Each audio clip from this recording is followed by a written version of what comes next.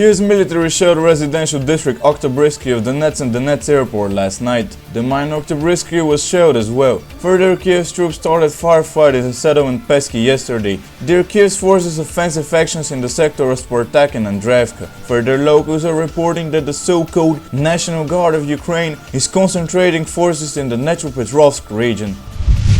The governor of Ukrainian's Dnipropetrovsk region, Igor Kolomoisky, is continuing to help defend Kiev's headquarters of the national oil and gas extracting company from Russian infiltrators and corporate riders. Gunmen of Kolomoisky's battalion Dnipro 1 have taken control of the Ukrainafta headquarters in Kiev. Then Ukrainafta's building was barricaded with metal barriers by unknown workers. Later, Kolomoisky personally stated that the event was a routine anti-rider activity. Purely accidental, it comes a few days after Kolomoisky tried to regain control of an oil transportation company. If you thought that the main task of the so-called patriotic battalions was to defend Ukrainians' unity, it's time to stop watching CNN and check the facts.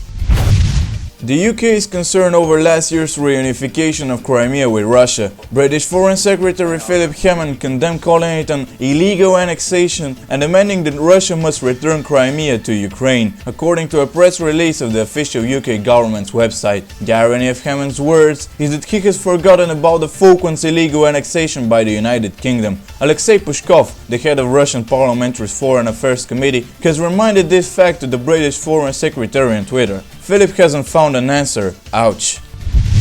Czech anti-war activists have launched the Tanks, No Tanks campaign to protest the procedure of the US Army hardware to the Eastern European country. They say it has been turned into a provocative victory parade near the Russian border. The US procedure has been labeled as an unnecessary and dangerously provocative military maneuvers which only increase the international tensions. On the Tanks, No Tanks page on Facebook, the campaigners believe that a simple relocation of the vehicles has been turned into a victory parade, as the US convoy is expected to organize activities to impress local residents with their military power, and it clearly does not work.